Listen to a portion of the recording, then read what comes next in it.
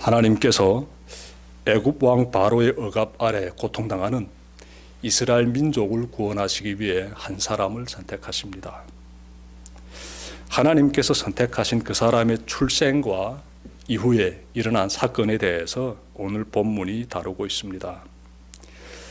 애굽 왕의 어명으로 히브리 여인들은 남자 아기가 태어나면 다 나일강에 던져야만 했습니다.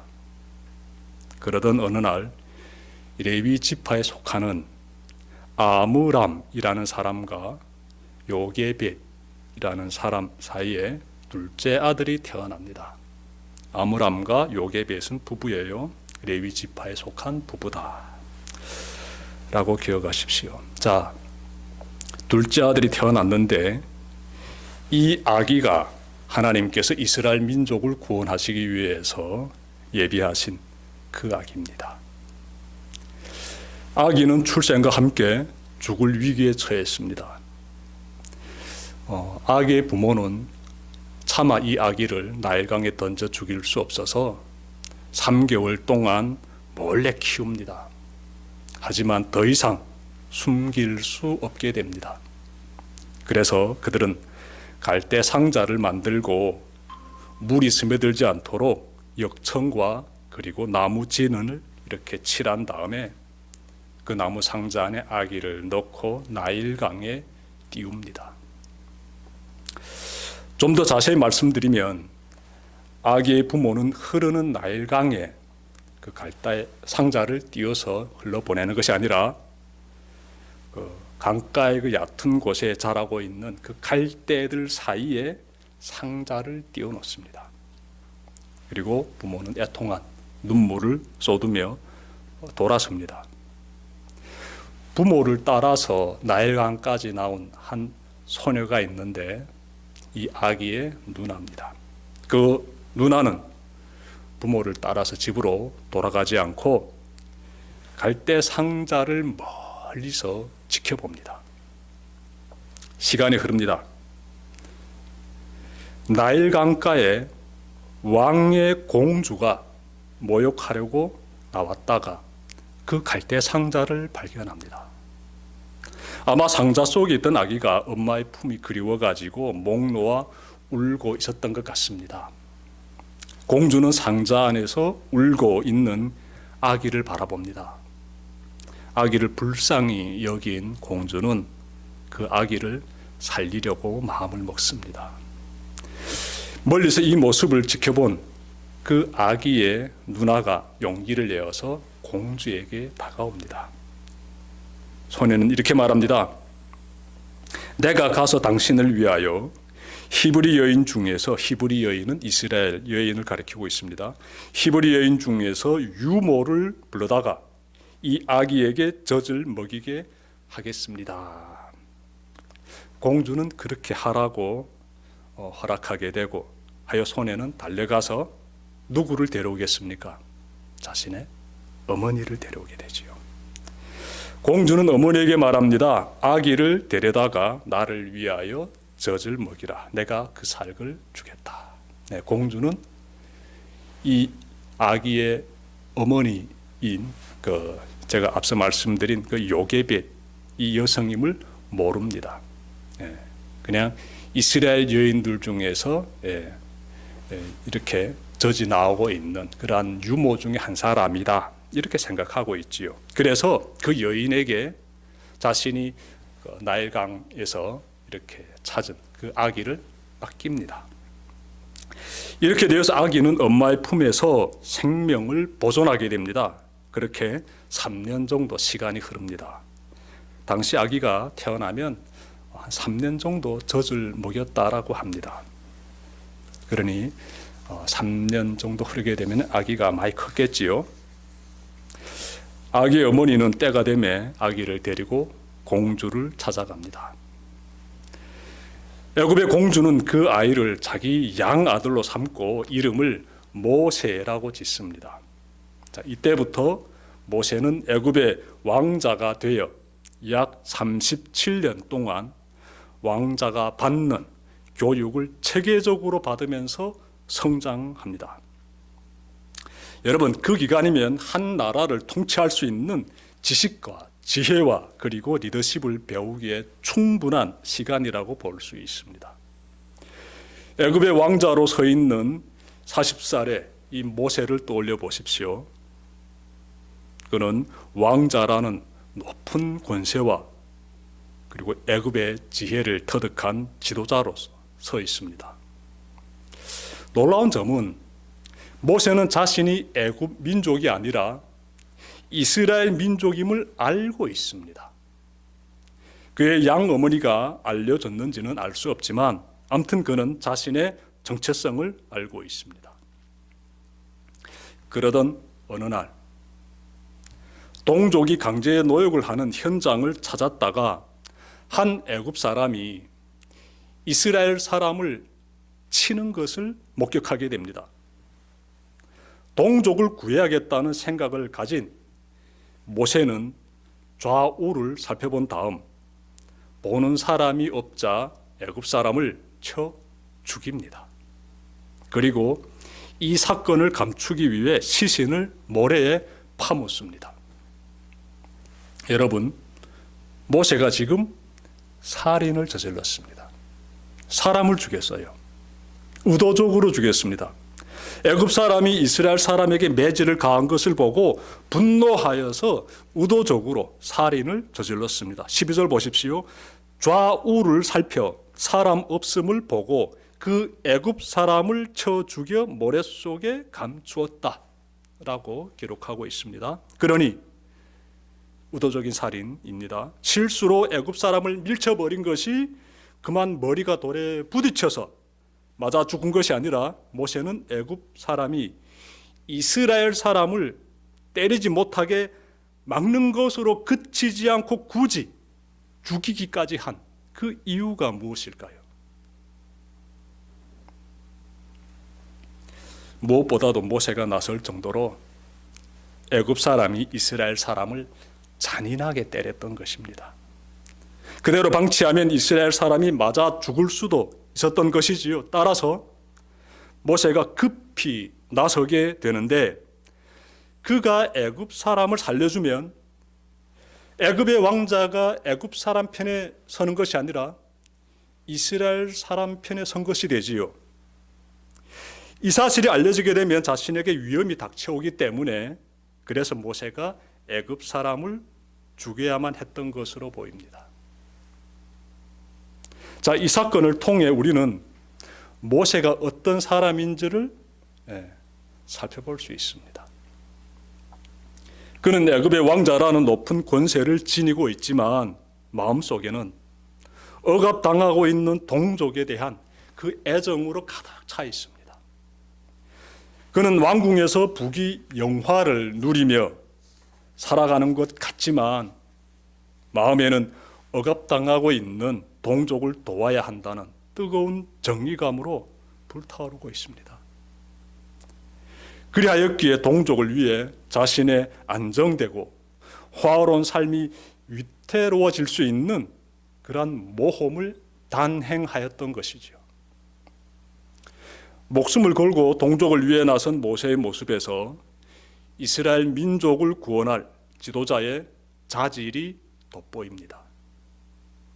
동족이야 고통당하든 말든 나 하나 먹고 잘 살면 된다라는 마음으로 살아가는 사람들 세상에 얼마나 많습니까? 우리는 종종 국가 경제에 타격을 줄 수 있는 중요한 기술을 외국에 팔아버리는 사람들을 보게 됩니다. 우리는 종종 국가의 이미지가 실추되든 말든 외국인 관광객에게 바가지 요금을 씌워 돈벌이하는 사람들을 보게 됩니다. 우리의 시선을 국가에서 회사로 그리고 교회로 그리고 가정으로 돌리면 이와 비슷한 사람들을 더 많이 찾아볼 수 있지요. 나에게 이익이 된다면 타인이나 공동체에 피해가 되든 말든 아랑곳하지 않고 그렇게 자기 입속을 채우는 사람들 발견하는 것 그렇게 어렵지 않습니다. 하나님께서 이스라엘 민족의 구원을 위해 선택하신 그 사람 모세를 보십시오. 그는 동족을 구하기 위해 모든 위험을 지금 감수하고 있습니다. 지금까지 살면서 누려온 모든 것을 다 포기할 그러한 각오를 가지고 있습니다. 이것이 하나님이 사용하시는 사람이 지니고 있는 자질입니다. 여러분도 모세처럼 하나님의 쓰임을 받고 싶습니까? 억압당하는 자를 위해 자신을 정말 희생시키려고 하는 그러한 마음을 꼭 간직하시길 바랍니다. 나만 먹고 살면 돼. 이런 세계관에서 벗어나시길 바랍니다.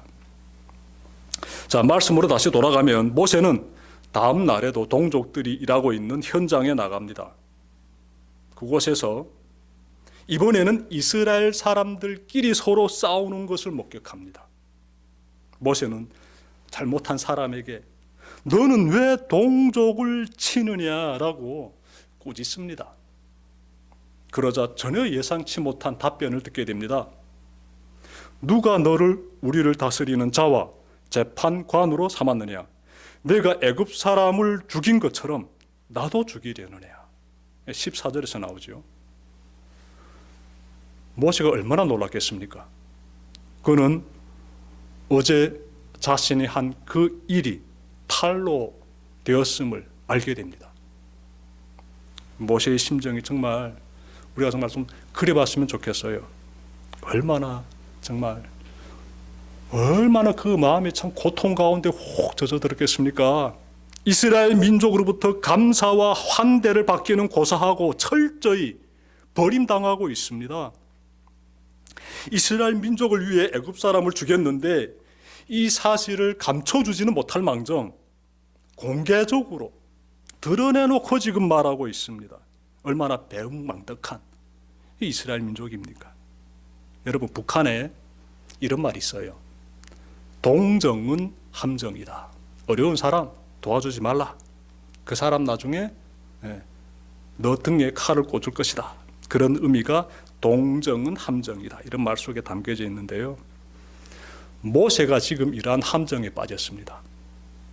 애굽 사람이 그 채찍에 맞아 죽어가고 있는데 그 사람을 살려줬더니 그들이 자신을 지금 죽음으로 몰아넣고 있습니다. 은혜를 은혜로 갚는 것이 아니라 은혜를 원수로 갚는 이스라엘 민족의 실체를 보면서 모세는 아마 많이 정말 가슴 아프고 분노하고 그랬을 것이에요. 이제 그들은 동정의 대상이 아닌 자신을 죽음의 함정으로 몰아넣는 원수 같은 자들이 됩니다. 실제로 모세가 애굽 사람을 죽였다는 그 소식을 들은 애굽의 왕은 어떻게 하는가 하면 대노해가지고 모세를 죽이라고 지시합니다. 모세는 더 이상 애굽의 왕자로 살 수 없을 뿐더러 목숨까지 위태롭게 되었으므로 애굽을 도망쳐 나오게 됩니다. 그는 미디안 땅으로 들어갑니다. 모세는 지금까지 누린 모든 권세와 부를 다 버리고 미디안 땅에서 방황하게 되는데 하루는 우물가에서 루엘이라는 미디안 제사장의 딸들을 만나게 됩니다. 모세는 제사장의 딸들이 목동들로부터 괴롭힘을 당하자 목동들을 쫓아냅니다. 하여 모세 덕분에 제사장의 딸들은 자기 양들에게 물을 잘 먹이게 됩니다. 이 일로 모세는 제사장의 딸 십보라와 결혼하게 됩니다. 이때부터 40년 동안 미디안 제사장의 사위가 되어서 모세는 목축업에 종사하게 됩니다.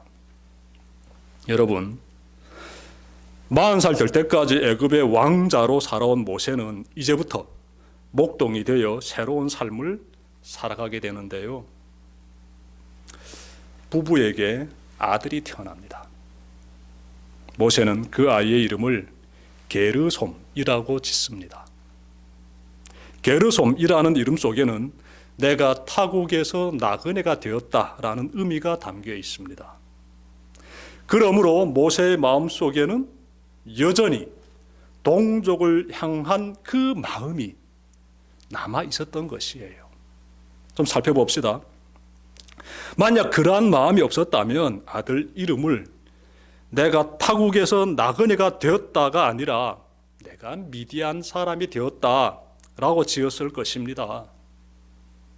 모세는 미디안 사람이 되는 것이 아니라 이스라엘 사람으로 살기로 마음 먹은 것이지요. 그는 지금의 삶은 본향을 떠나 떠도는 그러한 나그네의 삶으로 보고 있습니다. 그는 언젠가는 나그네가 본향으로 돌아가듯이 자신도 이스라엘 민족에게로 돌아갈 그날을 소망하고 있었던 것입니다. 그래서 아들 이름을 내가 타국에서 나그네 되었다라는 의미를 담아 게르솜이라고 지었던 것이지요. 동족에게 배신을 당하고 죽을 위기에까지 처했음에도 불구하고 그들을 향한 그 애정을 여전히 품고 있는 이 모세를 보십시오.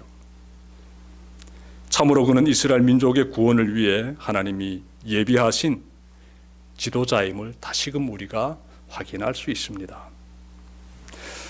출애굽기 2장에서는 기록되어 있지 않지만 하나님께서는 늘 모세와 함께 하시며 그에게 동족을 향한 긍휼한 마음을 계속하여 부어주셨을 것입니다. 하나님은 모세가 미디안 족속에 동화되는 것이 아니라 이스라엘 민족의 정체성을 가지고 나그네로 살아가도록 인도하셨던 것입니다. 하나님은 모세가 비록 3살 때부터 애굽 왕궁에서 온갖 우상 숭배가 난무한 환경에서 자랐지만 늘 그와 함께 하시며 하나님의 종으로 다듬어 가셨던 것입니다. 그리고 지금은 미디안 광야로 이끄시어 목자로 살게 하심으로써 이스라엘 민족을 인도할 수 있는 지도자의 중요한 자질을 키워가고 계시는 것입니다. 나그네로서의 모세의 삶은 나중에 이스라엘 백성을 애굽에서 구출해낸 뒤 광야에서 40년을 사는 동안 계속하여 이어지게 됩니다. 모세를 보면 저의 지나온 삶이 떠오르곤 합니다. 저는 한국에 들어온 후 이곳에 잘 정착하기로 마음을 먹었습니다.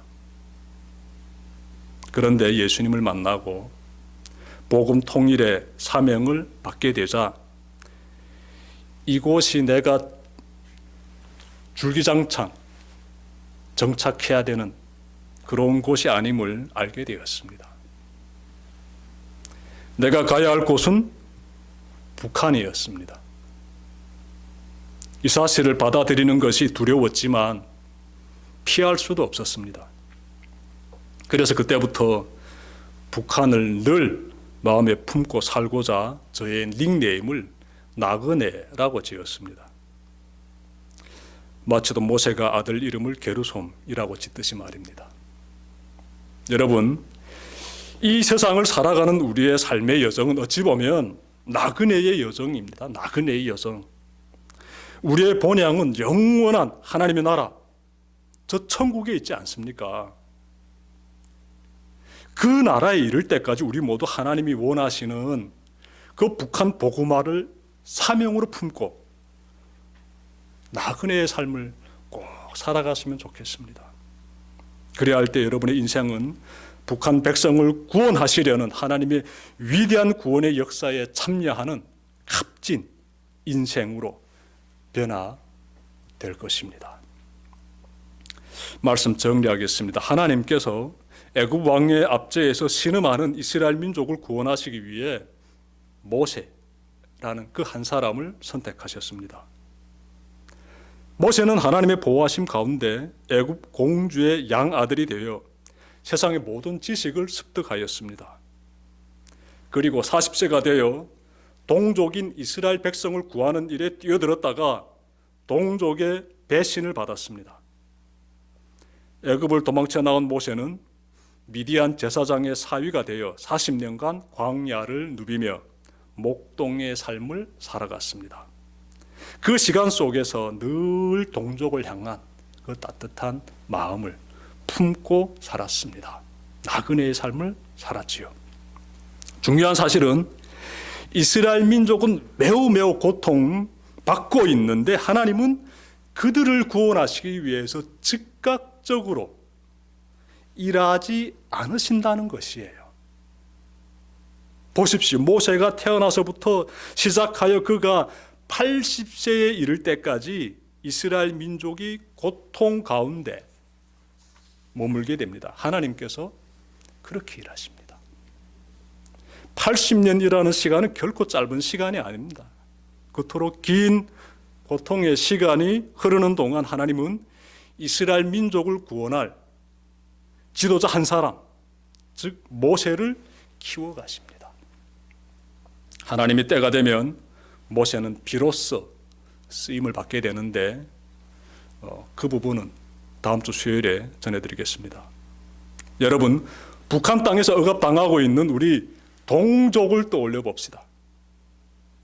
그들은 1945년 해방 이후로부터 지금까지 공산주의 사상을 전면에 내세운 정권의 지배 아래 참으로 극심한 고통을 당하고 있습니다. 평안도 지역을 중심으로 전국에 퍼져 있던 기독교는 흔적도 없이 사라졌습니다. 기독교인에 대한 잔인한 박해는 지금 이 순간도 저 땅에서 지속되고 있습니다. 다시 말씀드리면 북한에서 살아가는 우리 동족은 80년 넘게 고통당하고 있습니다. 이 땅에 온 탈북민들은 나 하나 잘 먹고 잘 살면 된다는 그릇된 사고에서 벗어나 모세처럼 하나님의 종으로 준비되어 가야 합니다.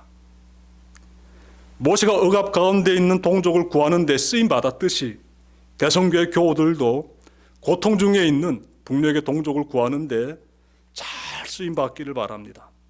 그러기 위해서는 늘 북한 백성을 향한 주님의 마음을 달라고 간절히 기도드려야 합니다. 이 순간도 고통당하고 있는 저들을 기억하며 저들에게 복음이 전파될 그날을 소망하며 성도의 삶, 예배자의 삶을 충성되게 잘 살아가는 여러분들 되시기를 주님의 이름으로 축원합니다. 기도드립시다.